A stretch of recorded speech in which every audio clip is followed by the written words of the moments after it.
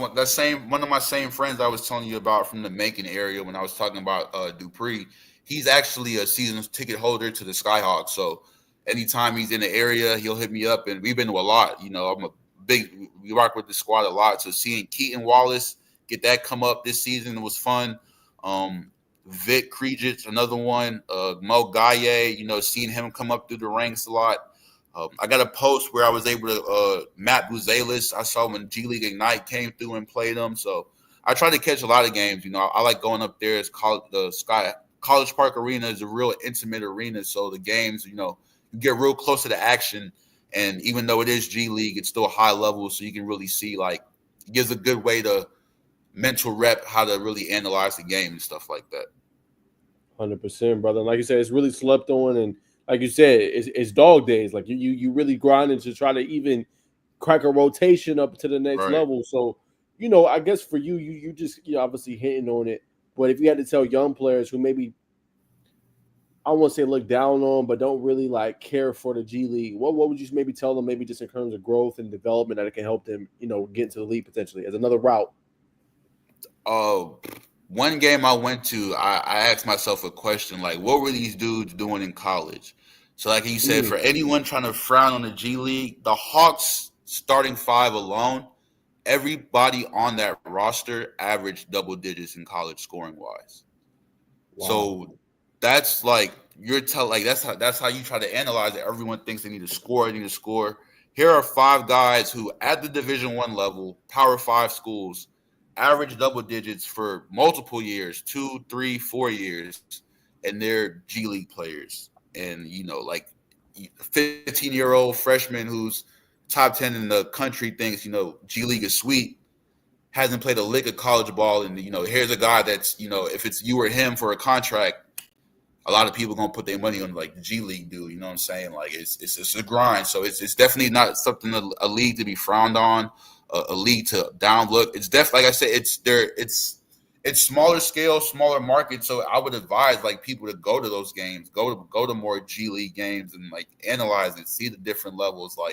You got the high school, you got college level, you got D2, you got the NBA, but the G League is also another level and another step before that can really show you what you need to improve on, or how can I be of an asset to a team, or where a team is really looking for, or how am I 6'9" but getting overlooked and things like that. You can really study the game and things that way. Speaking of the game, just as a totality, not necessarily high school, not necessarily college, but let's talk NBA. Where do you feel like we are right now currently in the NBA? Some people, didn't have a lot of good viewership, to be honest with you, just in terms of the regular season, right? I feel like the players don't try enough. 82 games, it's long. But the playoffs really have lived up to the billing for the most part, right? Highest viewership in 15 years for the first round, right? More people are tuned in. Just what's your thoughts on where the game is currently? I think it plays into that. I talked about with X and social media, it's just that disparity, that age gap, the younger people who were watching the games, we're on social media now. So a game back in the day, when we were in, say, how old are you now, if you don't mind me asking? I'm 27. 27. So when we were younger, back in ESPN, we had to, if we missed the game, we had to wake up, watch ESPN, wait for the highlights, check the ticker, see who did what. Now it's the game just ended 20 minutes ago. I just pull out my phone, pull up the app, and everything's right there. So that demand for wanting to, I got to catch Kobe tonight, I got to catch blah blah blah. It's not there. I got to catch the Thompson twins. I got to catch Trey. It's I missed it. I can go to YouTube and watch the highlights. I missed it. I could go on Instagram and check all these pages and see all the highlights and whatever. So that's why during the season viewership is always flaky and wishy-washy, but we all know when the playoffs hit, it's time to lock in, and that's when the real hoops start, and that's when all the fans, our attention span's already messed up from the phones and stuff. So true, the playoffs is where we know we gonna get the real. So that's where, of course, the viewership is gonna rise, and that's when we really gonna lock in type deal. Got you. As you bring Bacon on. Hey, fellas, I apologize for my setting and being late. You know what I'm saying? Things pop up. But nonetheless, I'm glad to be on here talking ball with y'all, man. Great point by y'all talking about the G League. You know what I'm saying? A lot of those players are our conference players coming in from college and stars on the high school teams. I think it's a valid point. Our attention spans are so short. You know what I'm saying? We got Netflix and all this stuff. Like, those were the good days, and we could just kind of watch the ticker. That was a great point. I definitely forgot about the ticker. So, you know what I'm saying? I've been doing a great job. I've been tuning in for the last 4 minutes.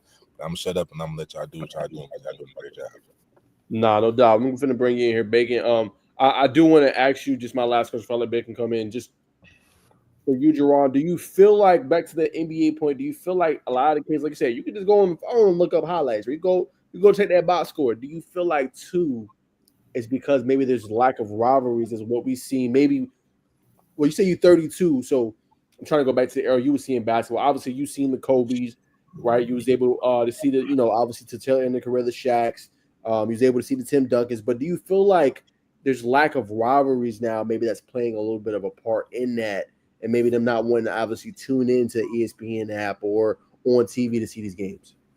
I think that does play a part. I'm also on the side growing up. I was a big wrestling guy, so part of my whole, like, I always say a lot of our sports stuff is the Vince McMahon stuff. Like we fall into the storylines a lot. Like that's what he put us on game with. Vince McMahon is storyline, and everyone loves a good storyline. So I think it does lack a little bit of that parody.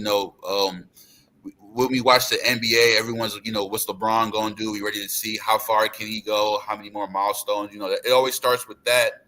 Then he gets knocked out of the playoffs. Now it's like, all right, we got the MVP race now. So that makes that series good. And then we got the Knicks Pacers, they trying to make history over there. That makes that series good. It brings back the Reggie Miller choke stuff. Everybody was ready to throw that up as soon as the Knicks blew it, because everybody, they're trying to get back to that. And that's, what I'm saying? Like, we can get that during the league, during the season, but, with it being the 82 games, the super long season, everyone's checking out. NBA might be going on where we were watching it yesterday, Stanley Cup is on too. So, some people are hockey fans, so you're going back and forth and trying to just keep up with everything in today's world. And it's kind of hard to, but, with whatever you like, you'll lock into it. So I think it all plays a part with all of that, I feel like. For sure. I'll bring you in here, Bacon. I mean, I guess obviously the hot topic is, the storyline of last night with Tyrese Halliburton doing the choke. That's, that went federal. Yeah. I had to throw my little post up about it. Throw salt in the wound, man. What'd you say? Throw salt in the wound, man. I'm just, it was a great spectacle, man. I think if the shot would have went down, or if his foot would have been behind the line, I think, I think that's a shot of the decade. You know what I mean? Right. It's gonna be one of the shots that probably would have been the shot, like Ray Allen hitting that shot in the corner. But also, I just think, and some people are not gonna agree with this, we just need to let the players be more themselves. Like we see Ant-Man being himself. We see Shea. Shea is he's cool, calm, and collected, but he's very cerebral. As we saw, he brought his team Rolexes. Like that needs to be marketed more, maybe by ESPN and NBA. I'm sure they talked about it, but that needs to be more in our faces, not just posted on IG. Right. So a combination of, like you said, using the Vince McMahon's tactics of putting these storylines in our face more creatively throughout the season. Yes, I know they promote the NBA app all the time. Tap in the NBA app, you see more behind the scenes, but you need to do more of putting it out into the people. With the ad dollars that you record throughout the season. So those things are what I believe we need to see. But my question is for y'all, do y'all think it's over with for the Knicks? Do you think that, they suffered too much of a psychological beatdown last night to even make this a respectable series? No. I can't. Extreme? Yeah, that's extreme, bro. Come on, bro. They collapsed. To my storyline point, they dropped the side by side with Halliburton and Reggie, and they said what people don't know is after Reggie hit that pose, Pacers went on to lose that series. So, like I'm saying, it's game one. We getting hype. Even myself, I'm trying not to get caught up in my emotions. It's just one game. We see what it is. Like I said, Aaron Naismith, I got to dare with you. I dare you to hit 8 threes again next game.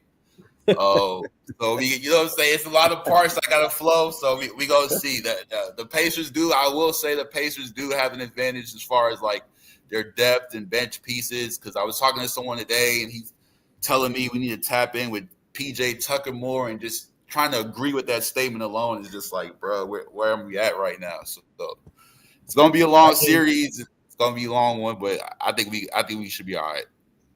Yeah, I play with 7 deep. And you know what I'm 7, saying? I've been 8, talking about maybe. this on the show for the longest, man. I think Coach Tiz maybe need to, just maybe add 1 or 2 more, whether it be PJ Tucker, you know what I'm saying, and somebody else off that bench. Well, Shamit over there. It's just some weird playing, pieces, but I guess they can work. We put DeLon Wright in. He's another one. Like, just some weird names. They fit the system, but it's just like that compared to Nemhard, that compared to McConnell, that compared to Naismith, Matherin. Like, these are just dudes off the bench. So it's like, just talk about it now. Y'all getting me a little more worried, but I got faith. And then Bridges only had 10 minutes. Well, he only played 10 minutes last night, right? Yeah, something like that. Not Bridges, but yeah. But McBride, yeah, something like that. But it's just like everyone's got to, I guess we saw how they came out, and they taking pieces over there sweet. So they, like I said, it's game 2, they got to lock in off the bat, just put their foot on their necks and just go crazy out the gate. Nah, for sure. So, but I'm saying, how far did y'all get on? Did y'all touch the list at all? No, I just kind of freelanced it, bro. All good. So, ladies and gentlemen, if you're with us, we're talking NBA news, but so we're going to get into some of the grassroots basketball. Nike EYBL 3SSB is very well underway in session 2. You know what I'm saying? So we know y'all like to see. We're talking about today's star, but we want to talk about tomorrow's upcoming star. So, the first topic, number 1 player in class of 2026, TyranStokesIs is back. He had his first weekend back in the EYBL, man. So I'm going to start with you, Jerron. You know what I'm saying? What did you think about Tyron, you know what I'm saying, going back playing with the Oakland Soldiers? Do you think it was pressure? Do you think he wanted to, or just what's your overall thoughts? I like Tyron. I remember last year they had a chance to come out to Georgia. I can't remember what exactly tournament they played in, but I got a chance to see him play. And like I said, I analyze them. I analyze players all the way through. So, like, I already saw him, and I was like, he's kind of one of them. Like, he's tough. He don't take much. You know what I'm saying? Like, he'll tell you to your face, kind of like that Scotty Barnes kind of energy, attitude with it. And he plays very loud, above the rim, big guard. I love the big guards. And, he's a little bit of a character. So, I like that he's back. He too brings like that swagger back to EYBL.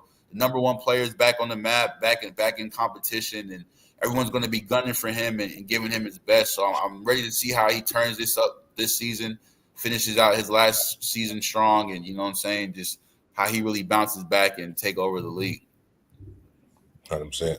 Nah, what do you think? You think it was you think it's him like a player led, or you think it was outside people coming in? Because I was listening to the telecast this weekend, and he believes, or his quote was that he's coming for it all. He wants to get that, McDonald's All-American game, which I feel like he was going to already get already. But, maybe if he sits out and doesn't play, maybe the voters will slight him, which I doubt. If you slight the number 1 player in the class, that's you're doing not only McDonald's All-American game a disservice, but you're doing the kids and the product a disservice. But what do you believe? I don't know. I was looking at some stuff, some little tidbits, some blog sites. I think he really just wanted to work on his game. You know what I'm saying? I think he wanted to work on his game and perfect his craft. And I think he said, hey, let me take some time, you know what I'm saying, to work on my game a little bit, which is why he initially said, hey, I'm not going to play EYBL. And I think he thought about it, and he was like, okay, I've been working on my game, I'm getting stronger, faster, quicker, better off the bounce, better off the dribble. And I think he said, you know what? I'm TyranStokes. I'm the number 1 player. Let me remind these people who I am. And I think that's when he went on to the session and he balled out and did his thing. So I think when you're number 1 player in the country, you can decide to maneuver kind of how you want to. I mean, ain't no school. If they want to come see you for a player like Tyron, they're going to come out there and come see you. I don't think it matters if he plays on the circuit or not. He's that good where he's straight. And there's nothing wrong with prioritizing your game, and not having to play in all those games before, because sometimes you need that individual instruction, or you need that individual kind of critiquing compared to a team game where, you're going against players like they're good, yes, but you're a junior, you're going into senior year right now. You really trying to prepare for college. Yes. You know what I'm saying? Like high school is cool, but you trying to prepare for that next level and go up against competition you're going to obviously see at that next level. You know what I'm saying? Not saying some of them kids is not there in EYBL because it's a great, obviously, grassroots, program and thing to go through. But I think he just wanted to prepare himself more, and I think he's showing everybody what he can do. I agree with you, man. So this per Joe Tips, I was on his page leading up to today. He's got a lot of buzz, rightfully so, coming from Mark Pope, Louisville's head coach. You know what I'm saying? Obviously, Coach Cal, man, and Coach Bill Self out of Kansas. So you know what I'm saying? He's doing the right thing. It'll be interesting to see. You know what I'm saying where his recruitment takes him because you know what I'm saying he is a great player. This weekend, you know what I'm saying, first weekend back, kind of struggled, you know what I mean, especially from behind the arc, from the free throw line, 16% from the three-point line, but small sample size, 2 for 12, 60% from the free throw line, but he did average 18 points and 10 rebounds, 4 assists. So, you know what I'm saying, first weekend back to a highly skilled event with guys who are already in their second week, probably, you know what I'm saying, just getting the rhythm. That's not a bad, that's not bad. You know what I'm saying? So we're going to take a look at the standings. I'm going to share my screen right quick. Hopefully I don't blow out my connection. You know what I'm saying? But sometimes you got to risk for the biscuit.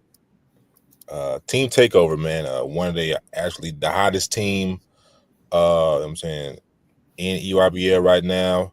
Undefeated, 7-0, along with the New York Rens, 7-0. Team CP3, 7-0. Brad Bill Elite is 5-2. So for those who kind of kept up with it, like, man, where's Mika Murin? Obviously not with the team right now. Not sure exactly where he is, but I'm sure he'll be back with Brad Bill Elite. You know what I'm saying, in a couple, you know what I'm saying, in due time. Team Durant has got Baba Oladutun, you know what I'm saying, playing up as a ninth grader to 17. I feel like that's very impressive. So I'm going to talk about the hottest player, the leading scorer actually in the EYBL. His name is Caden Samuels, averaging 23 points on 47% shooting. You know what I'm saying, 20 or 43 from behind the arc, man. He's just been cooking from DC team takeover. You know what I mean, just 5-star, doing his thing. You know what I'm saying? He's real humble, man. I tagged him in the article on Instagram. We posted that. I reached out to get him on the show today, but obviously we'll see where we're at. But this super electric, very traditional 3-level scorer. He can shoot the mid range. Just a very smooth game, man. Just loves the game of basketball. So that's my first standout from EYBL. You know what I'm saying? I'll pass it to y'all. Who else stood out to y'all? I'm saying this session in Memphis, and I'll start with you, Naj. Yeah, man. I mean, obviously you talked about some great players. Went back, did some research. I mean, I think for me, got to start obviously with Christian Collins. He was great. Mm-hmm. Obviously very dominant. 15.7, 6.7 boards, 1.7 blocks, 1.7 steals. He reminds me of what Jerron is talking about with these players. Everybody gets so caught up in having the 30 to 40 piece or the 25 plus piece, but can you affect the game in other ways? I feel like he's one of those players that can, doing multiple things, rebounding, basketball, defending at a high level, just doing everything, doing the dirty work, doing things you need in order to obviously be great. And then, obviously I got to go with the other center, Paul Osiriyi. Yes, sir. Another player that's just, again, not going to stand out in terms of points, right? 11.8 points per game, but defends, 2.8 blocks, just getting it done on that defensive side of the ball. So I love players like that. It's giving me the energy on both levels, being good. All that stuff matters, man. And I think they're doing a great job with that. 100%, brother. The circuit gave him the MVP award of session 2, man. So and his recruitment's been picking up. Georgia Tech has been in contact. And Mark Pope, you know, when Kentucky comes calling, I know Coach Cal isn't there anymore. But when the big relevant. Well, yeah, you're relevant. You know what I'm saying? You're a dog, bro, for sure. He's a high level D1 prospect. Once he turns our offensive game around, sky's the limit. But you know what I'm saying, Jerron, you know what I'm saying, who else caught your eye at this tournament? Yeah, I've been seeing some news about Rashad Tisby from the Stars. I like his game. Nice slender wing, 6'7". He's been averaging about 20 points a game. Got a chance to see him a couple weekends ago, and he has a real slender frame. Can get to a spot, old school game. Like doesn't really need a lot of dribbles to be effective. And he was doing his thing pretty well there. And then also a name that I like is Ethan Mbako. I know that's Mackenzie's little brother, and I'm always big on like the family ties. If the older brother doesn't work out, or the highly touted ones, they're able to get the free game and pass it on to him early. So he was at Indiana for a couple seasons, didn't work out, but he's over there making noise at the G League combo. That's the big brother, and all this stuff he's able to pass down to Ethan. So I figured once he gets all those games, is able to mold it. Get all the gems from Big Bro. He can be a surprise name that, shoots up the ranks and kind of does some things at the next level as well due to his size and the lineage and just having that next ready build early. Nah, 100%. Fun fact, Caden Samuels has a little brother as well that's coming up the ranks. So I'm saying it's a lot of namesakes to keep watching, to keep an eye out for. But I'm gonna get ready to bring up a 16-year-old, I believe he's 16-year-old, playing for team. Why not? I know Naj may recognize his name once I find this clip. Man, he's a dog. I believe he plays two-sport athlete. I believe he plays tight end or defensive end. I think he might play all three, if I'm not mistaken. But he had a crazy dunk this past weekend. Let me give you one second. Here it is. Wish I could find his name, but I'm not unless I'm going to show the clip for the people, man. This one was crazy. All right, we up. Of course, it won't load. But here we go. Yes, sir. Ooh. Yeah, he's tough. I wish I could get his name. Let me see if somebody got it in the comments who it is. Of course. Oh my. But you know what I'm saying, he's a dog. I'll get his name as we continue to go through the show. But he's one of those ones, says he wants to play basketball and football on the next level. So that was probably outside of Caden Samuels. Those are probably the top two guys for me. Of course, Tyron Stokes. But you know what I'm saying, brother can play, bro. Like he was everywhere on the court, affecting the game in all phases, rebound, blocks, obviously dunks. You know what I'm saying? This high energy, high motor type of guy. I mean, you can definitely see the football characteristics just pull out to the hardwood. But as we finish up, you know what I'm saying, let's y'all hear, well, actually, I finished up the names I wanted to mention. So we're going to tab into the 3SSB. I think we got to start with Pops, man, from Alexander. You know what I'm saying? I believe he's still the leading scorer up there, man. Doing his thing again. I believe he got MVP again on all circuit, if I'm not mistaken. So I know, Jerron, I know you got more of a beat on basketball than we do. So listen, just are you surprised to see him be the top player on the Adidas circuit?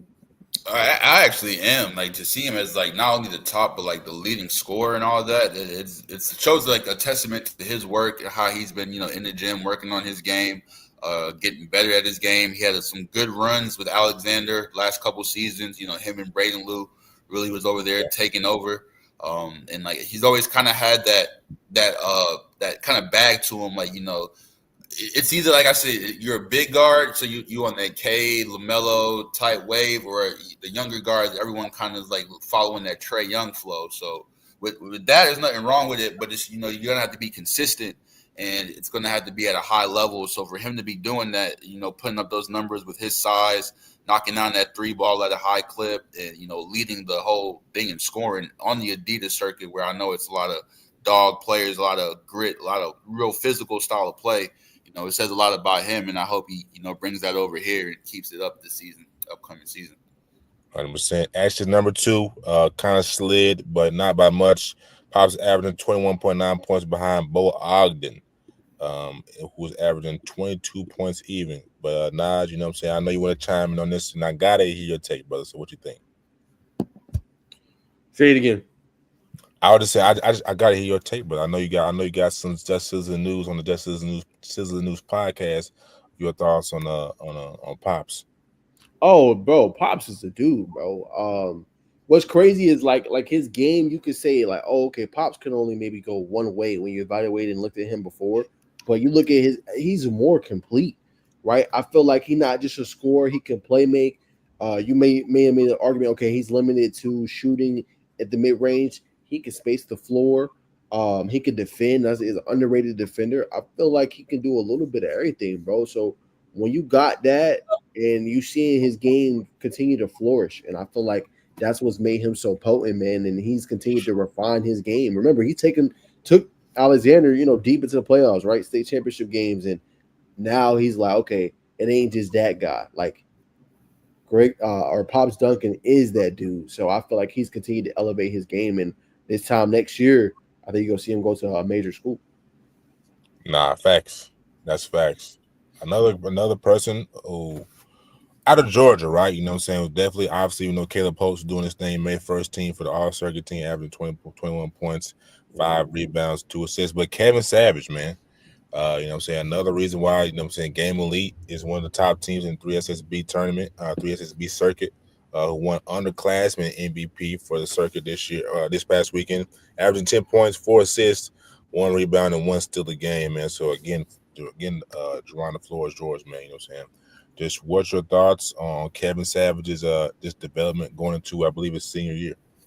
Yeah, that's Kevin's one of those guys. He's been on the scene since forever. Since a camera's been put out, they've been on Kevin. So he's another player that, like, when I evaluate, I might have left him out a couple of times on like standouts and rideouts list, but he's definitely like I know his name. I know who he is when he walks in the gym. He garners that attention. When you really watch him, he's a true point guard. Like those guys like him, like how Grayson had CJ Highland the other year. You might overlook their height or overlook them because of their height, but they play big. They do a lot of the little things right. Like you said, space the floor well. He's a great passer. Can knock down big shots if needed. Solid mid-range game. Can shoot the three. Create off the dribble well. He's not afraid to get physical in the like on the drives and play through traffic and play through contact and things like that. So he's a very skilled guard. He's been in the fire early. He's used to it. So he's definitely one of those underrated players that, comes through, does his 4 years at Wheeler, leaves with a couple state championships, and, builds his resume here on the 3SSB circuit and just keeps getting those extra bumps to only make him a better player. 100% namesake, right? His brother played for the Wheeler Wildcats too. Played for Coach Joey. His last name is escaping me right now, but Coach Joey, kind of down here in Noonan at Heritage. You know what I'm saying? It's a funnel. You know what I'm saying? It's a brotherhood with the Wheeler Wildcats. So again, I'm gonna throw the mic to you, Naj. You know what I'm saying? Just your thoughts on Kevin. I know you interviewed him a couple of times.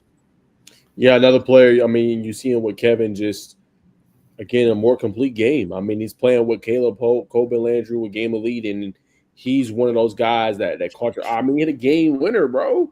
Like game on the line early on in their session. Not now, but this was like early on, right when the end of the school year. You know what I'm saying? And he's just continued to ball, and he's showing you, like, even back to the state championship game when he dropped 20 points. Okay, like Coben's really good, and I think he's getting, Coben is getting really slept on by ESPN. He should be a top 100 player. I don't know what we're looking at and what we're doing there, but you look at, okay, it ain't just Coben, it ain't just Tyler, or it was last year, Tyler Jordan. Like Kevin is really taking that step forward in his game, and he's a all-around player. He said it. I'm trying to be great defensively too. Like I'm not. People just look at my offense. I'm also a defensive player too. So you're seeing that in this circuit, and again, just continue to elevate your game. As Jerron says, not being satisfied because you're good at this level currently. Also trying to think about how can I get to the next level and be successful. 100%. So just to update the people on the standings. Game Elite still undefeated 8-0. You know what I'm saying? They got him at number 2, but really to me tied with Boston Amateur Basketball Club. You know what I'm saying? 85. They were a top. I think they were like a top 5 team. Kind of backslid this past weekend, dropping to 3-5. So you know what I'm saying, we're gonna hope that they kind of right that ship and get back up. I believe the Atlanta Celtics are top 16, if I'm not mistaken. Let me try to find them on the list to kind of give the record, but they're probably around the 500. Okay, 500 playing 500 ball 4-on-4. I think they improved their record. I think they had a winning session this weekend. I think they had a losing record exiting session one, but we know Game Elite. We just talked about Kevin Savage. We talked about Coben Landrew. Obviously, Mustafa Diop, who I believe is one of the top shot blockers on the circuit. I'm saying, it's still early. You know what I'm saying? We all know we're the battling to go to Rock Hill and ultimately win it all. But can this Game Elite team win it all this year in Adidas? It's not gonna be easy, Bacon, but they got the squad to do it. You look at Mustafa Job. We've seen limited things of him, obviously at OCE. You know, he didn't really have that usual role we seen when he was at Walker, right? He's asking to play more of a reserve role, come in and be a backup, be able to defend, be able to rebound, right? But you got him as your shot blocker. You got two pretty good to elite defenders in a Savage. Obviously, you look at a Landrew. And then, you know what I'm saying, they got the floor spacing. Everybody pretty much on the wing can create their own shot. So, I mean, I think when you have that, the versatility, everybody's bought in, they can defend at a high level, they definitely have a shot. Sure. Draw.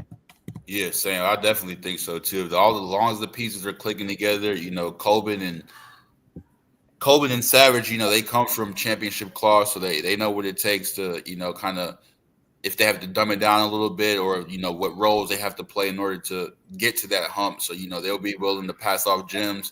Everyone plays their roles. They got the team, the size. You know, I always say it's coaching, guards, and bigs. You know, they check the boxes, so they just got to like go out there, execute, play smart, and they definitely have a fighting shot.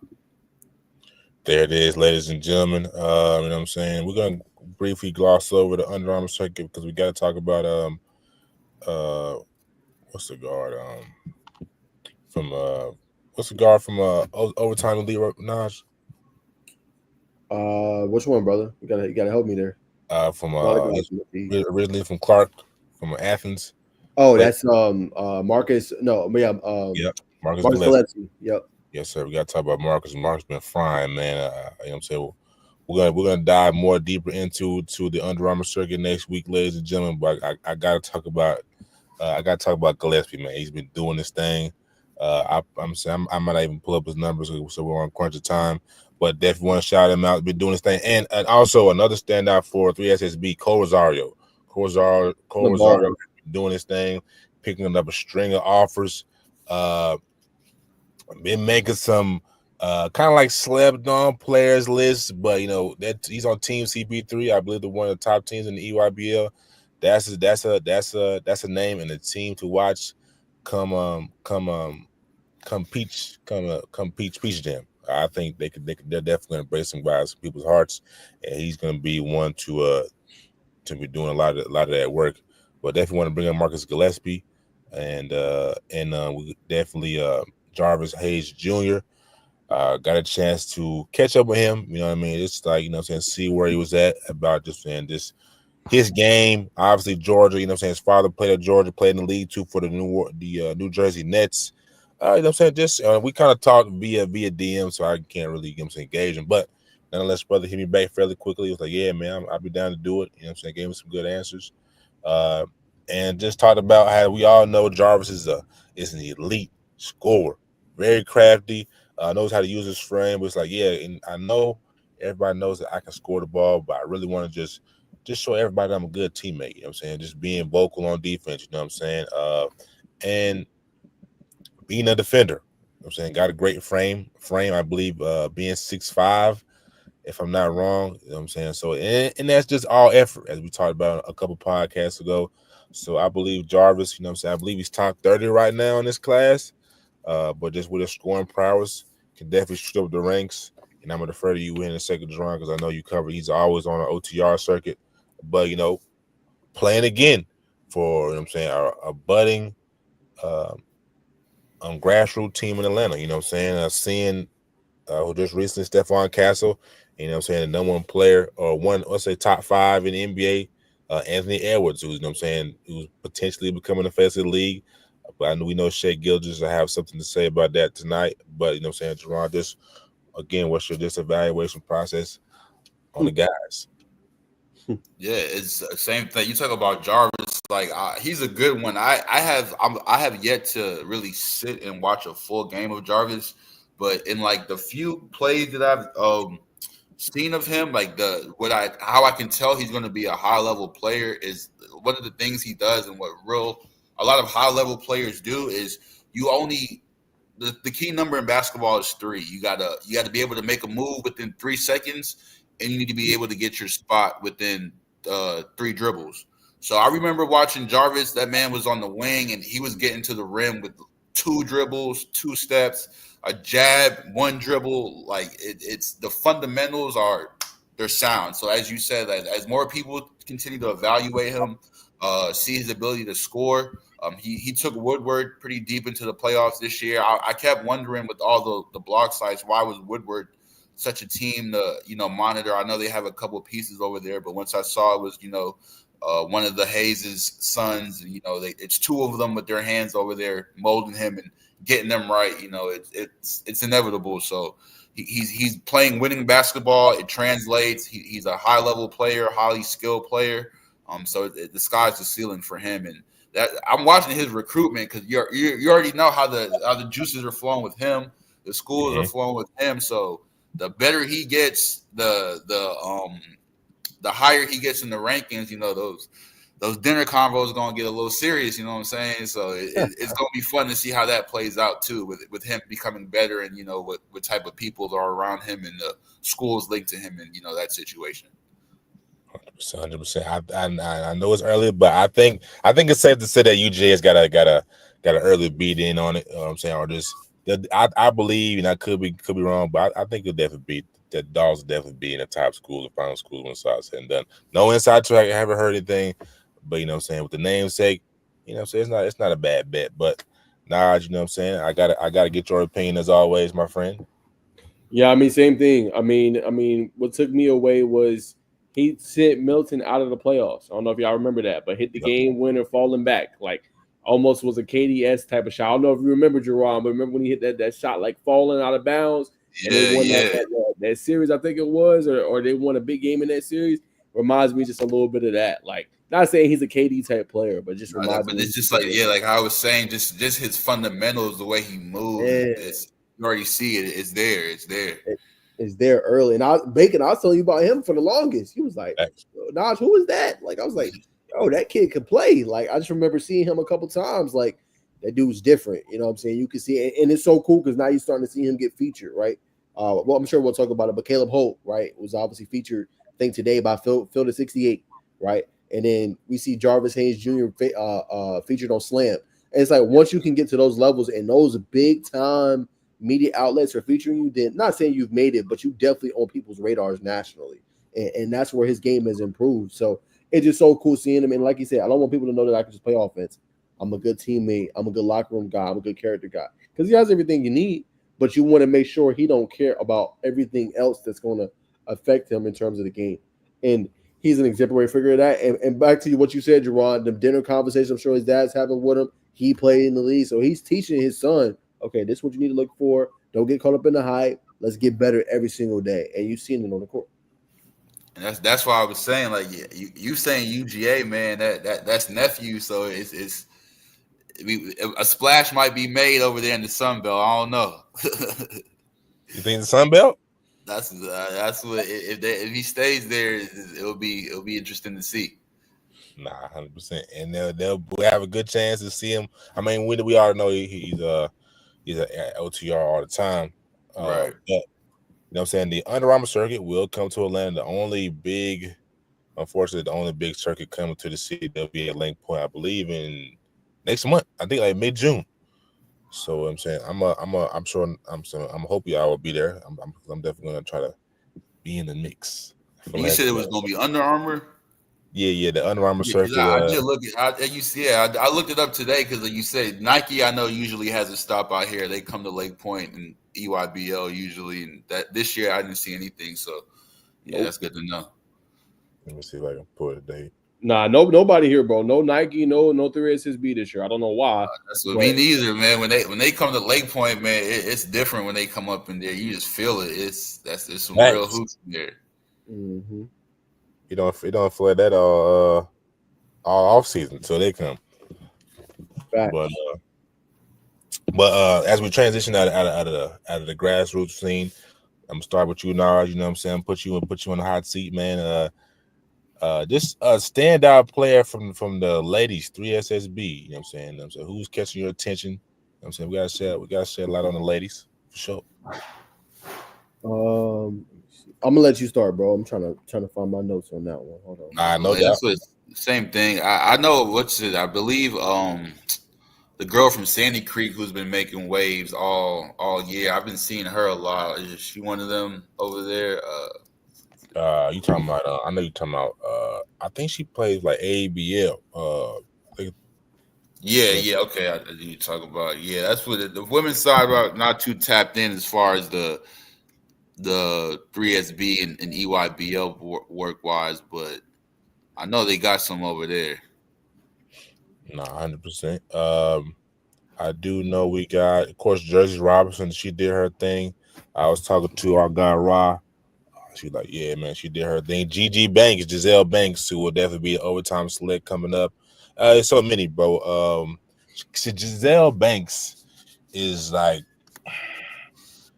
she's Kyrie-esque when and you can see the Malaysia for Wiley in her game. I got a chance to see her last year overtime select, man. She, you know what I'm saying, she was frying.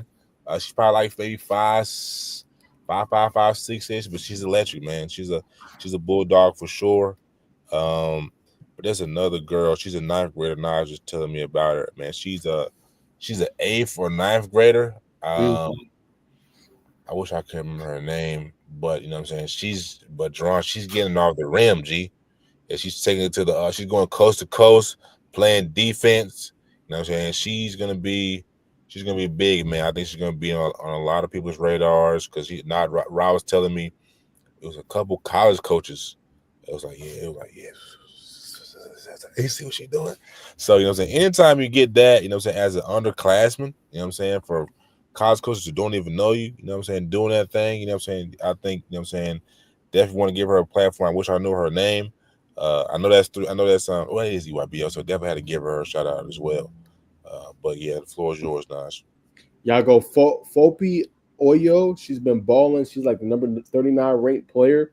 Currently, she got a lot of college injuries. You look at North Carolina, you look at Houston, TCU, Miami. But just as a go-to post player, can really defend at a high level, can create her own shot, and just her vision and passing out of the post too is something that's really good about her game. That's really spectacular. And then a wing player, Peyton Jones, 2026 class. Man, she plays the game so silky smooth, getting a lot of college interest. Ball handle is tight, can create, do a lot of different things, man. But them the two I wanted to highlight in terms of the girls 3SSB.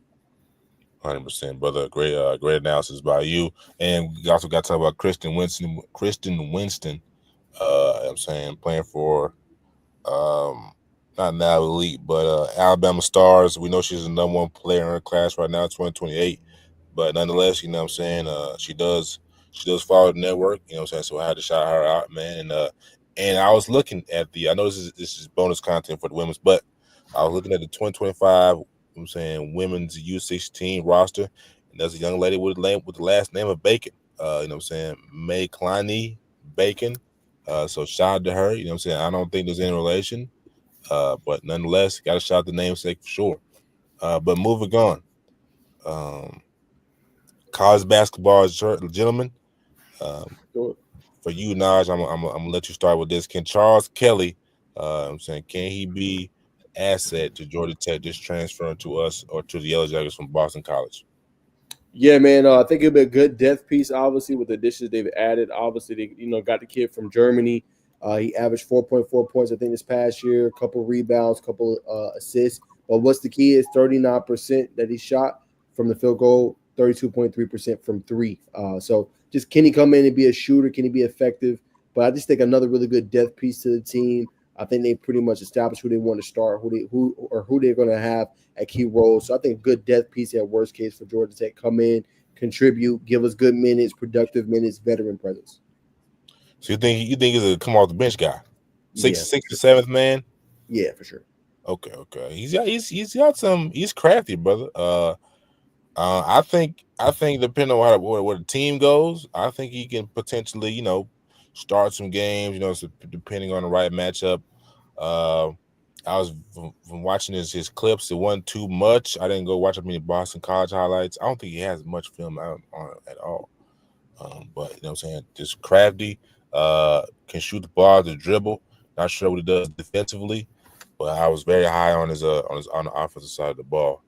And if Drawing, if you want to touch on it as well, you know what I'm saying, we'll definitely, you know what I'm saying, love to hear your opinion. Oh yeah, that's what I see. Georgia Tech, definitely curating, cooking up a nice little squad over there. Got picked up the Cam Craft piece, Peyton Yep. Marshall over there. Then they bring Yep. back Ndongo. Yep. That you say. So yeah, I definitely, interested to see what they're building up over there. Like you said, the Chaz Kelly piece is just another quality depth player, big wing, 6'7", bringing him in. So, really just like to see Stoudemire keep cooking up, trying to build that program over there, keep that consistency. They always kind of start off hot and warm out and then finish, not too good. So to see if they can keep it afloat, keep playing good, and, bringing that love back to Atlanta basketball for real. So, but you sound super knowledgeable about the Yellow Jackets. Are you a fan of what Coach Stoudemire's got cooking up? Oh no, I'm not gonna lie. Like one of my friends, he put me on to this. It's called Fan Tracks. It's like the fantasy for college kind of or they offer like fantasy sports in college. So I was always able to. I like Ndongo a lot. He's real consistent, real solid in the post, real efficient. So he's kind of been like that name that I've been kind of following over there and keeping me tapped in with them over there. I liked. I know he's graduated and gone, but Lance Terry, I liked him a lot. Yeah. Definitely, like I say, some places he got over there, like Debo Coleman and things like that. Like he had them, and the pieces, brewing. So it's just finding the right fit, the right mix, and seeing them cook up. I keep tabs with them every now and then. 100%, man. Yes, it's gonna be interesting to see. I think Peyton Marshall, as well as the young guys coming in, but Peyton Marshall to me is probably the most intriguing piece for the Yellow Jackets. Can he come in and how is his game going to, shift Coach Damon Stoudemire's, team? Because to my knowledge, this is kind of like his first traditional big like him. I know they had what's the namesake sons last year? What's his name, Naj? You talking about Mutombo? Talking about his son? Yes, he didn't really affect the game. How I think Peyton Marshall is going to affect it. So that's going to be probably my biggest person I'm going to watch. You know what I'm saying? No pun intended.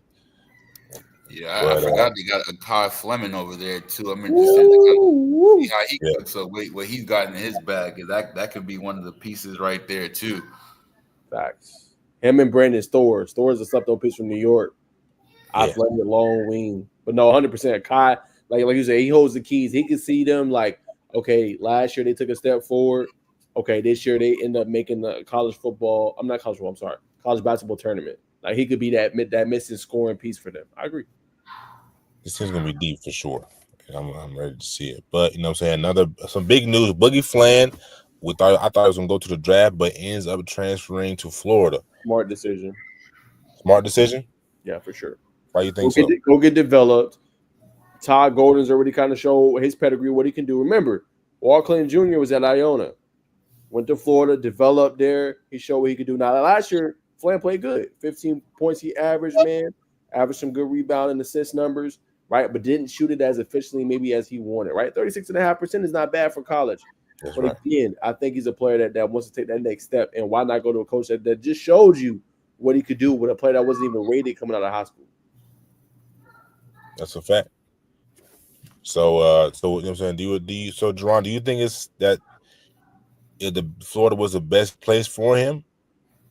I was kind of on the opposite side, like you mentioned. I'm a Calipari guy too. I thought he was gonna go. I said it early in the year, but amongst convos with my friends too, I was like, he was asking me about DJ Wagner. I was like, Wagner, I can definitely see coming back.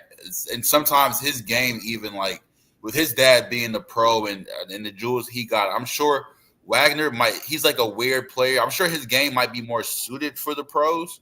But just because he has to get that, build that resume and the coaches want to trust him, he has to keep going through the collegiate ranks. But I definitely thought Boogie was ready. He showed it. He had that twitch.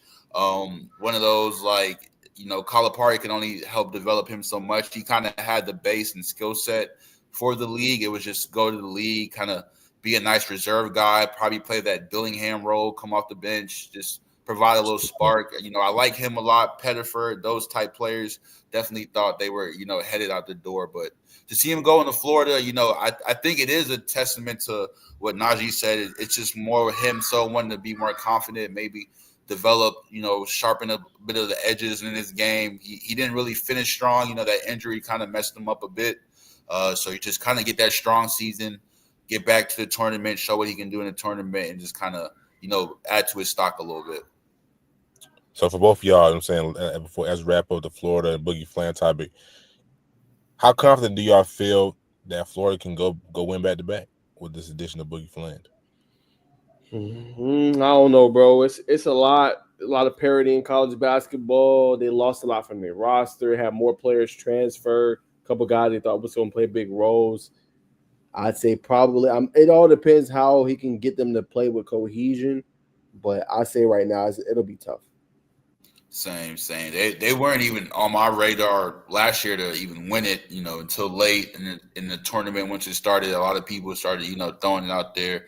Florida can really do it. Florida can do it. And then they went on that hot streak. But I don't think he's going to be like that missing piece for them, or I don't think he's going to just come in and keep the rig moving. But it'll be interesting to see. I think he'll help them have a good part, like that coaching staff over there. They got the formula, so it'll be interesting to see. So we got another contender. Let me get this ad out of the way.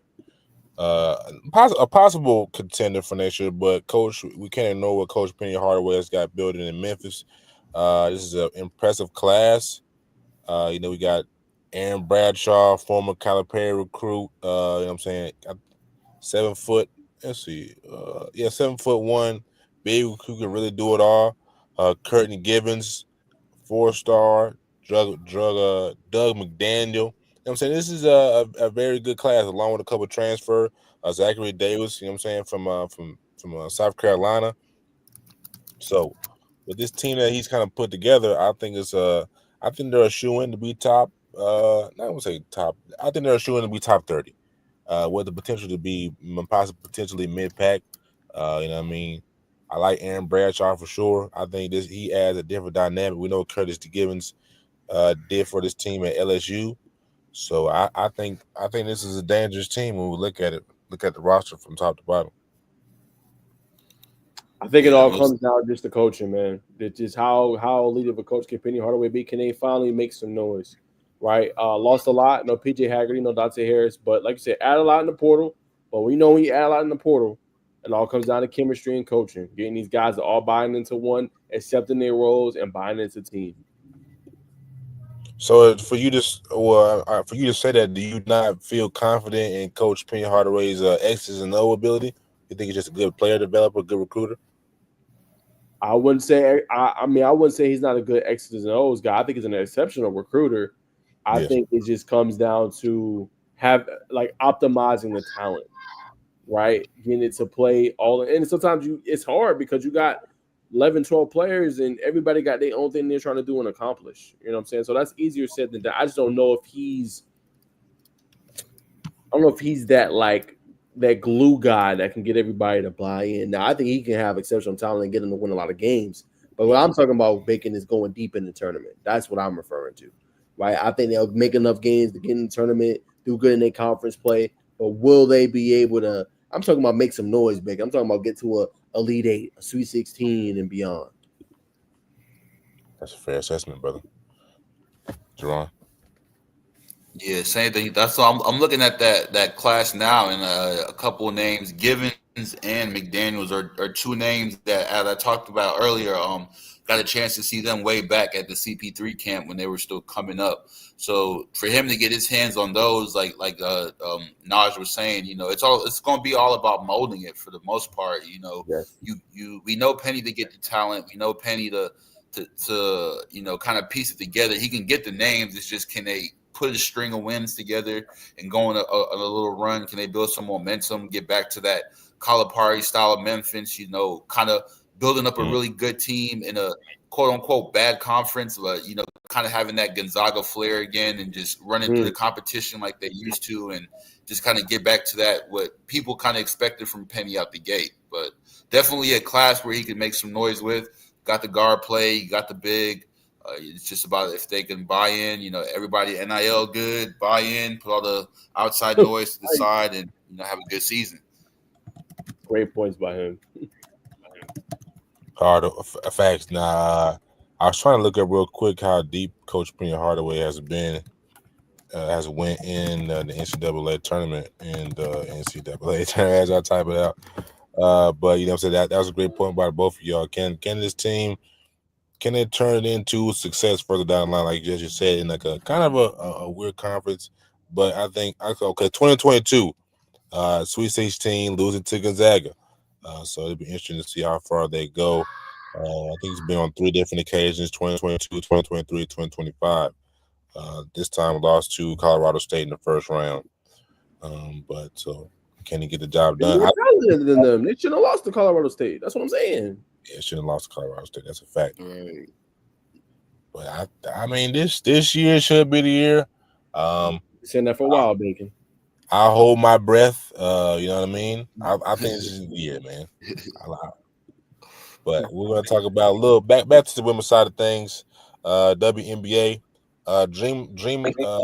The Atlanta Dream had a solid start to the season, playing 500 ball. I believe they're 1-1. Beat the Indiana Fever last night, if I'm not mistaken, or a couple of days ago by 1, if I'm not mistaken. So we saw Tina pop out, do some good things. I really think I've been high on them since I've seen the additions. You know what I'm saying? The team, I mean, they just got a better roster, man. I really feel like Coach Tanisha got shorthanded. You know what I mean? No disrespect to the new coach. I like the offense he's running, but they're just talented, bro. You get what I'm saying? They got shooters everywhere. So I'm very thoroughly pleased with what I see from the Dream this year. You know what I'm saying? So go ahead, Naj. Yeah, I was gonna say they just took a L. They just lost to Indiana. They beat them. Remember, 91-90. Really good stout defense in that one to win. Still waiting the injury to see when she's able to come back and one of the players that got hurt in the preseason. But in this one, Tahina Powell played good. Added 11 points in that one. Hit double figures. But I like that the Dream got multiple players that can score. Right, Breonna Jones added 15. Ryan Howard led with 24 points in that game. And you had Alicia Gray, who also had 11. Right, but the difference this year with the Fever, they're a more well-rounded team. They don't always need Caitlin Clark the ball. She only had 11 points in this game, and their leading scorer was Natasha Howard, who dropped 26 and 7, obviously in the victory. So a big win on the road for the Indiana Fever as they look to continue to make their way deep. But the Dream, I think, is going to be a full-out process. But if they can find themselves in that spot, in order to win the division or just being able to put it all together, they do have a shot, right? All their losses have been close, right? Yes. Excuse me, they lost to Washington 94-90. They lost to Mystics. Fever. Huh? Shouldn't have lost to the Mystics, but yeah. Right. Shouldn't have lost to the Mystics, but 94-90, 81-76. So I think you can just peel away. They have a well-rounded team. They just got to make the plays late in games. They're not getting blown out, right? The key in the game was in the second quarter, 24-16 for the Fever, right? But they're staying close in games. They're shooting the basketball at a decent rate. So it just, can they put it all together? I think is key. Mm-hmm. Yeah, and just looking at it too, that the matchup tonight, they actually got Brittany Griner in foul trouble, and she fouled out. So that 5-point loss right there, with all our sides being gone, it speaks good. Like you said, we cleaned it up a little bit, got rid of Haley Jones, tightened up the guard play, Ryan stepping it back up again. So it should be a solid season. Dream, they got the pieces to make something work. So definitely hoping for some good things this season from them. 100%. Which one of y'all know what's the next game for the Dream? Help me out. The Wings. We get Dallas. That's gonna be interesting. Paige in the building. Enrique. Yeah. Dejanay. Canton. Yeah, shout out Dejanay for sure. For sure. But ironically, we got Paige Beckers. You know what I'm saying? I'm gonna start with you, Jerron. You know what I'm saying? What's your thoughts on this Paige Beckers' first 3 or 4 games in their first season in the W?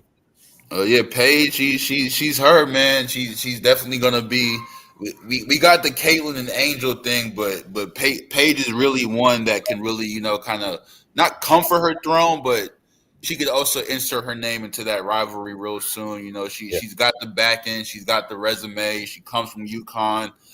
She's 2 games in. Averaging pretty much like solid stat line, get real comfortable early. So Paige, she's really good, high IQ. She always reminded me of like Kyrie in a way. Like in their game, she's kind of the Kyrie for them. She's that enigma. She's cool, swaggy, plays with the ball on the rope. The cool passes. I really like Paige's game. So she's doing her thing. She's coming as expected, and good stuff so far. 100%. Mr. Wilkins. Yeah, man, I think as he alluded to, her having this start so early, this says a lot about where she is a player. Like, she didn't get a lot of time. She just won a national championship. What was that, April? And already having to play now in May. So just to be able to transition so effortlessly is big. The only thing she's lacking right now is just the efficiency. That's it. And that's just in terms of shooting. But that's going to come with time. You know what I'm saying? But she's already involving teammates, right? She's not jacking up a whole bunch of shots. So always what Jerron says, she's affecting the game in other ways, not just the scoring. And I love that part of her game right now. 100%, man. Talking about somebody kind of splitting hairs in contrast. Kelsey Plum, averaging 17.3 shots per game, but she's putting the ball in the hoop. Probably one of the leading scorers in the W, averaging 26.7. So, Naj, I'm gonna throw it back to you, brother. You know what I'm saying? Did you expect to see Kelsey Plum? You know what I'm saying? Come out this aggressive, and is she the spark that they're looking for in LA to get them over the top? I don't know if she'll be enough to get them over the top, but she's definitely been a revelation for them. And yes, of course, she got traded this offseason. She got a chip on her shoulder. You telling me I was with the Aces? I know she wasn't their best player. Obviously, that goes to Angel Wilson. But like, I hope this team gets to a championship, right? I was one of the main, distributors of the offense, setting everything up. So yes, like, she's definitely gonna play with the edge, and you're seeing that early on, right? 1 and 2, continue to see if they have everything else around her to be, good this season to be a challenger, but she's doing what she's supposed to do, and she, is setting up the offense, scoring at a higher rate, having to be more of kind of a scoring option, and she's excelling. Jerron. Yeah, most definitely. Just to tag along with what he said. Let's see, lost my train of thought, baby. Yeah, Plum. She was one of them before the Clark stigma. It was Plum. I think Plum was up there, one of the all-time leading college scorers. She was doing her thing at Washington. She came in with that reputation, and like you said, she went over to Vegas, got her ring. Saw what it was like to play at a high level with other high talent people. Get the resources she needed, and like she said, she wanted her team kind of in a way. She had her little off-season bout. Darren Waller went through her little life story. She got traded the fresh start, so definitely not surprised by what she's doing. She's come from this. She's built for this. She's got her team. Everything is in the back burner now. It's just straight hoops. So if their main thing for me is like staying healthy. I've noticed, with Kia, Cameron Brink, they haven't really got to run that two together since they drafted them. Brink coming off the ACL surgery, Kia kind of battling injuries her rookie year, and then she just dealing with this concussion this season. Plum can be that piece that welds it all together, plays that mentor role, and kind of is that vet that they need to get them on the right track.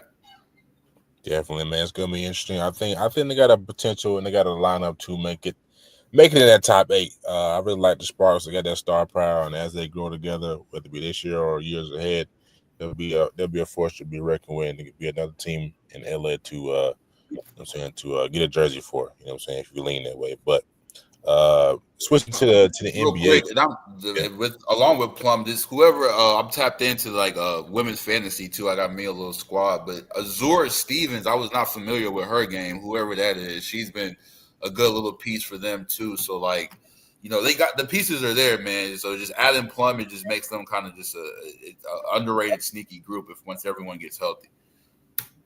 Absolutely, brother. Great point by you. Appreciate you sharing that with the guys and the viewers. Like I said, switching to NBA, Shai Gilgeous-Alexander, I'm saying, got awarded the MVP of the league today about an hour ago. Currently up on the Minnesota Timberwolves by 5 points. Is it safe to if if the Thunder, you know what I'm saying, if they beat the Thunder, if they beat No, the Timberwolves in this series, no, does he have a chance to steal the face of the NBA from Anthony Edwards? no. How do In you feel that today's way? society, with the youngins and the people who are making the rules now, like the next gen, unfortunately, it is what's on the court that matters. But Anthony Edwards' aura alone is just the kids Mm. love him, man. So it's just like he can lose now, but they know he's gonna be back. And when he come back, it's it's watch your head, watch your back. Is he coming for that smoke? He coming for everything. So Shy could win it this year, and that'll just give Ant more fuel to come back. And he did it last year where he kind of won and knocked the dudes out. Came back this year and won a little more. Then he's almost right there. He loses it again, and then just comes back even harder, and that'll just make more people love him even more. Yeah, but I agree with you, and I know Ant's dealing with a bump ankle, but I believe Shay's he's cerebral. You know what I mean? He's not, you know what I'm saying, he's not gonna, you know what I'm saying, come out and just be, you know what I'm saying, he's not from Atlanta, you know what I'm saying? Shay from Canada, you know what I'm saying, he's a little more chill, laid back. So, people they don't always gravitate to somebody with that type of mentality. But to me, he's got a Kobe Bryant mentality, and he can't be the kryptonite to what Anthony Edwards has going on in Minnesota. So long term, this could be a red stoplight in the distance for Mr. Edwards. Like you said, that this could be this generation's Kobe versus Jordan type deal. So you already know they give him the Jordan glow to Anthony Edwards. Like you said with Shea, he's got that Kobe appeal. Real cerebral, real mellow, cool. So that could be the storyline the league's looking for right there to help generate those views and get more viewers and young people tuned in to the future of the game. I'm saying, but now you feel strongly that, you know what I'm saying, you think Shea is gonna, I mean, not Shea, you think Ant is gonna remain king of the league. Why is that? I don't think that's changing. I mean, you got your face of the league. You got somebody that wants it. You got somebody that wants to play defense. You got somebody that plays offense. He's improved his game. What do we always talk about with superstars when we talk about NBA, right? Guys fall off because they don't improve their game after. You go look at Kobe, every single offseason, he was adding a layer to his game. This past offseason, Ant adds a layer to his game in terms of his shooting. He's a more efficient shooter. If you're going to take away him driving to the paint, he's going to knock it down in your face. He's more comfortable, right? He's hitting them killer shots now. So when you look at a player that ain't just an offensive player, which everybody wants to be now, he's a two-way player. He can go guard your other team's best perimeter player. He has the aura that Jerron alluded to, obviously, right? And he ain't afraid to show you who he is and punch on you. And then everything else after the game is over, bro, he's a legit troll too. You ain't see what said? Lakers and five. Yeah. Like, that is what the NBA is missing, though. Yeah, you know what I'm saying? So let's say Shea, as Jerron alluded to, let's say he gets one. You better be damn skippy if he's healthy. Ain't gonna be back, and that's why he will. I think is the next generation's face of the league because he's gonna keep coming till he get one. And when he get one, he still might not be satisfied. So when you have that kind of killer mentality and instinct at his age, remember. Kobe had it. Jordan had it, right? LeBron had to develop that. And already has it. You know what I'm saying? So when you have that, you're going to always be a fan. And he's marketable. That's the keyest thing. And like I said, we're waiting for a rivalry. We're hoping this could be maybe the next rivalry for the young dudes on the West Coast. And it very well could be. We're going to find out in the next couple of years. But we want to see a rivalry so, as Jerron alluded to, we can tune in. Yeah, but ironically, the people, I think it would. I don't know what it was. It could have been people had a lot going on, but that first matchup between them two, I think it was one of the lowest watched games in a while. But I think after last night, I think people are definitely tuned in. You know what I mean? The brother did, Shay did go out and buy. Say it again. They're small market. Small market. Yes, they're small market teams. But I was having this conversation with my pops. He was like, man, the finals or just games would be, well, the finals would be better, or this would be better if it had like the name brands like let's say who's talking about LA and Boston, but like I said, say it again. That's the problem. But you got two of the most polarizing figures in basketball. Shay's on every commercial, Ant's on every commercial. These are the two top five. But like I said, like you, me, Jerron, we watch basketball consistently. Though to the average fan, they don't know who the hell it is. They know who N is. They don't know who the other ones are. I mean, they obviously now they're gonna know who Shea is because Shea's all over the NBA now. Okay, so yes, now And they TV. are. Yes, on the TV. But you gotta think about that before Bacon. Everybody think about ESPN. No disrespect to them. What do they religiously talk? Did they talk a lot about the Cavs this year? No, they talk about LeBron. Will this be his last run? And they're talking about Curry because they know that those are the showstoppers. They're gonna bring attention regardless of talking about them. And Shea ain't got there yet, but they're close. So that's why you're seeing that, and they identify more with those guys. That's why this ushers in a new gen. Well said, brother. That's why I always come to you for the, for what I'm saying, for the tidbits and the nuggets, my friend. Yes, sir. But so let's see. I didn't see you put no. That's funny. So you know what I'm saying, the Knicks last night. You know what I'm saying, I feel like the fans are getting well. You know what I'm saying, so we're getting a treat in basketball. You know what I'm saying. I think after last night, I think the whole basketball community is definitely awoken and has arisen. But so I guess we'll go to the last topic of the night. Unless you had a comment. Huh? Unless you had a comment, but Jerron already talked about it. I mean, I already said it, but I think this thing could get ugly. It's not. Like Jerron said, man, he did all that and they lost. Yeah, that's old school. Yeah, holding on to that. Now, huh? History has a funny way of repeating itself now. As we saw last night. The history book. The only thing that was different about the history book is Spike was nowhere to be found. I don't know if they said Spike. You know what I'm saying? We don't want to rile anything up. Reggie and Miller, or Reggie in the building. You know what I'm saying? But I think this year, I first of all, I picked the Pacers to win. The Knicks gotta they gotta get Thibodeau, you know what I'm saying, to change his ways, man. You gotta play outside of your first 8, but the Pacers are just way more talented. They got too many killers, you know what I'm saying. We saw Neesmith go off last night. That boy Halliburton, you know what I'm saying. We saw Chuck go on live TV last night. You know what I'm saying? Pull the commissioner's car. Let's get his dad back at the game. You get his dad back at the game. You know what I'm saying? Carl ain't built for this type of environment, as we just saw. You know what I'm saying? Mr. Free throw, you know what I'm saying, to keep them in the game. Mr. 3 late. You know what I mean? The Knicks just ain't nicking. You know what I'm saying? It was nice to see New York have a high rise. You know what I'm saying? But it's about to digress as I digress and move on to the next topic. So, ladies and gentlemen, we're about to give our thoughts on Mike Malone calling Shea the real MVP not last night, but Monday night. You know, it's fun. I like how ESPN does things for the parody, for the storylines, but we all saw that, you know what I'm saying? What did y'all think? Whoever wants to go first. I don't know. I kind of it took me a minute because like I started soundbite and people were posting it and saying things and I was like, what am I missing? Then I was like, oh snap! They trying to call it like he being petty or whatnot. But I mean, that's what it was. Like that's the first thing I posted on my IG story when the matchup was announced. This is the matchup for the MVP. Came down to a game 7. I mean, it is what it is. He's speaking on what he saw. It's no hate behind it. It's no salt in the wounds. It was just what other way to determine it. They held off the vote until the very end. The old heads, the youngins, the new voters were watching it.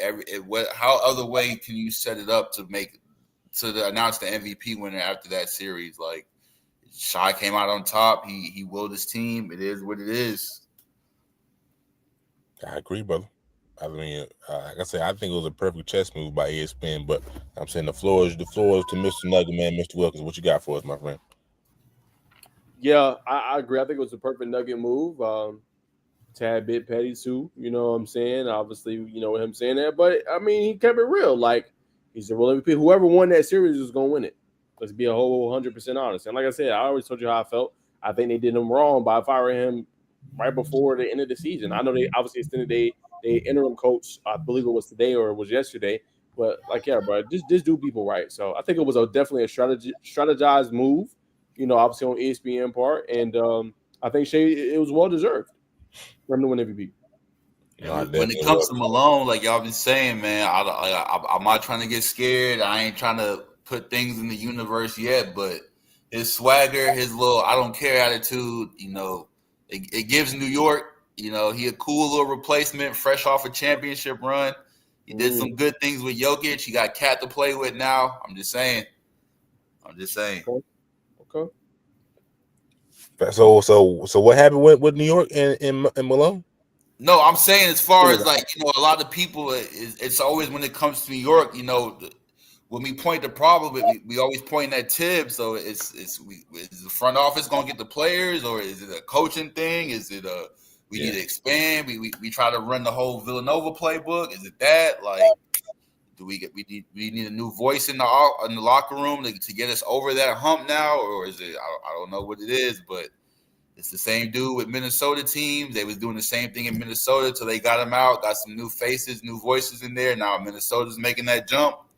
New York, we was a little laughing stock for a hot minute. He came through, reshaped the culture, reshaped our identity. We got some pieces in there, so you might have to go ahead and hand that off, and we got to make that jump.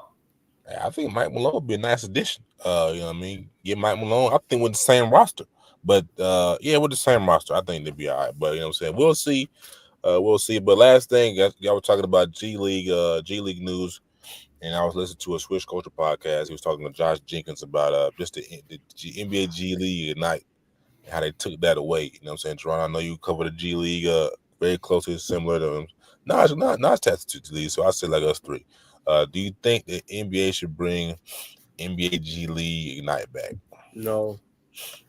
Yeah, I don't think necessarily have to bring Ignite back, but just continue to, you know, shed light on it. Just give them more resources, what they need. It's a lot of teams out there. There are a lot of players, so the G League isn't as bad as much of a laughing stock as it used to be. There's quality pieces in the G League now, so just continue to develop them, play them, and get them right, and just continue making it be that like hub, that middle ground for players to get that extra development. 100%. My rebuttal to you, Naj, is I think they need to bring it back. You know, one, there was really nothing wrong with it. People gonna say that was losing, but you know what I mean, they didn't really have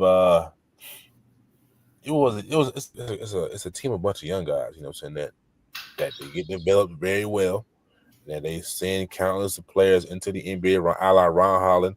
You talked about earlier, Jerome, BoogieFland, Scoot Henderson. You know what I'm saying? If we don't have the G League at night, we don't see that box office matchup between Scoot Henderson and Victor Wembanyama, which was a treasure to see that they put on ESPN, which will usually be on the NBA TV.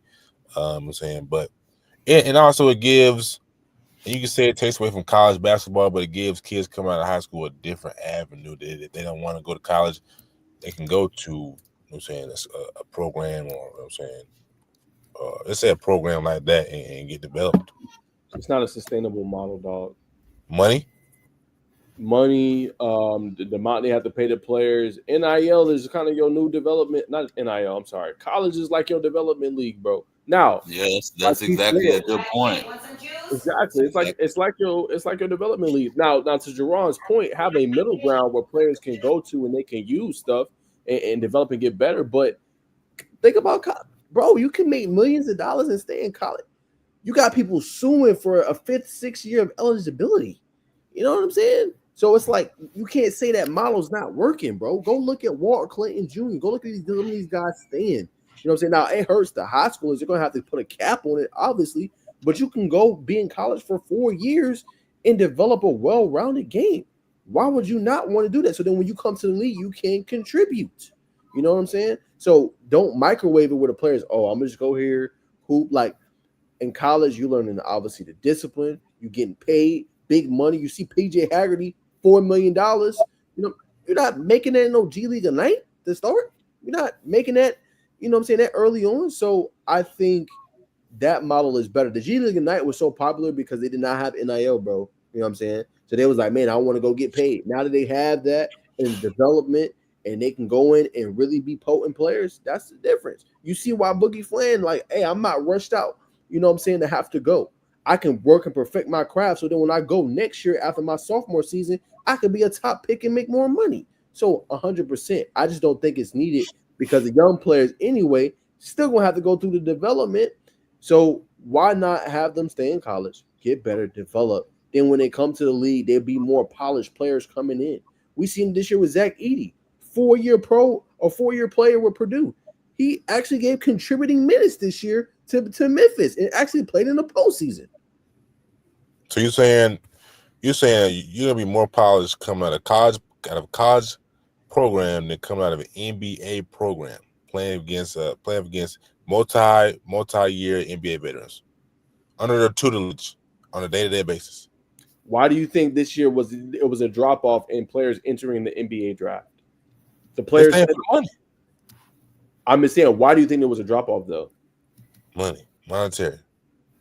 That plays a factor, obviously, but it's like, okay, I can go back another year and continue to develop my game. So but Scoot stayed in the G League in the G League for what, 3 or 4 years, Deron? Scoot, yeah, I think it was like 2 or 3, yeah. 2 or 3.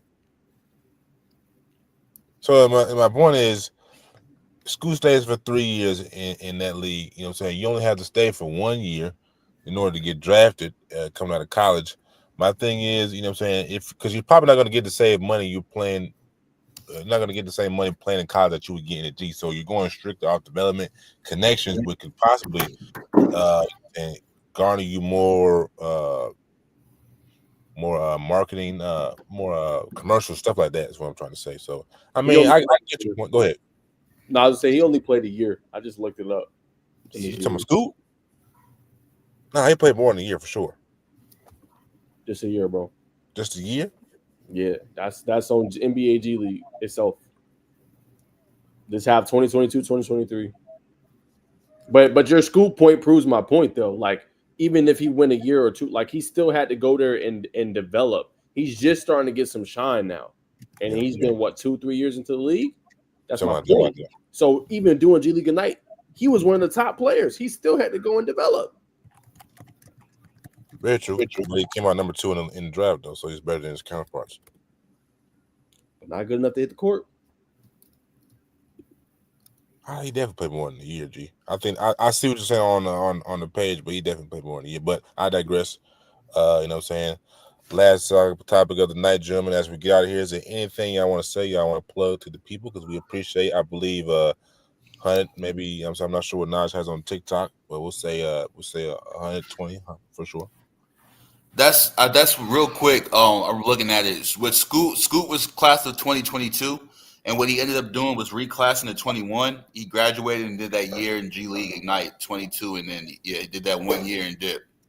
Or G League Ignite 2021 and 2023. My bad. Okay, for sure. Yeah, appreciate that tidbit, brother. No, I appreciate that. No, but and then the last tidbit to your point though, like you say with the development. Real quick, the G League the G League Ignite claims Jalen Green, Kuminga, Dyson Daniels, Jaden Hardy, Scoot Henderson, Ron Holland, and Buzelis. Yep. I'd say all quality pieces, all role players, whatever, but it works. They got an argument. Sure, but it comes down. Naj brought up a good point. It comes down to is sustainable financially. You know what I'm saying? They don't play the G League players that much. I don't know. I'm not sure what they're playing the star players like Scoot, Buzelis, Ron Holland, and those guys. But you know what I'm saying? It was, you know what I'm saying? It was good to see, you know what I'm saying, when they came to town for the Skyhawks, you know what I mean? I remember when Scoot came to town, I have never seen that building that packed. You know what I'm saying? The Thompson twins was in there, so that just lets you know. But that's for the hometown kid. London Johnson played for the G League Ignite as well. But ladies and gentlemen, you know what I'm saying? This is the Just Citizen News Podcast. I'm saying kudos from Jerron. You know what I'm saying? For you coming on the show, man. We appreciate you, brother. May have you on a lot more. I'm saying to my other co-host, you know what I'm saying? The man of the hour, Mr. Wilkins. You know what I'm saying? We always appreciate you, know what I'm saying, endowing us with your presence and your knowledge, brother. And as we leave, I gotta, you know what I'm saying, endow the viewers with a little knowledge for the ones that's in here, man. Definitely invest in crypto. You know what I'm saying? For real, definitely invest in crypto. XRP is a hot one, but you know what I'm saying? Do your research. For the wallets, I know everybody's confused. Like, what I'm saying? People are getting hacked. You know what I'm saying? With the crypto, definitely do some research on the cold wallets. Cold wallets is you get a good cold wallet for maybe $300. You know, it's a little process. I did some research before the show. You know what I mean? If you're investing in crypto.com, Coinbase, the other one is Kraken. Your best options for the lowest fees is going to be Robinhood number 1, Kraken number 2. You know what I'm saying? If you want Coinbase and Crypto.com is the bottom of the barrel. So basically, in short, what you want to do is when you buy that said crypto on those first 2 platforms, you know what I'm saying, you want to take that and transfer it over to your cold wallet, which is going to give you a whole security process. You don't want to give out your stuff, but long story short, you know what I'm saying, the process is easier than what it is. Do some research and get a part of the wealth transfer, ladies and gentlemen. Like I said, this is the first. I'm not the first. This is the Just Citizens News podcast. This is the basketball segment. We broke down a lot of high level topics, but we can be sure to tap in with us on Monday at 6:30 to talk all your football needs. And yes, you are remembering right. We do have another guest tapping in with us. That will be a permanent guest. I won't say the name because I want to build up suspense for Monday. But ladies and gentlemen, we appreciate y'all tapping in with us. Have a blessed night and go Pacers. Oh.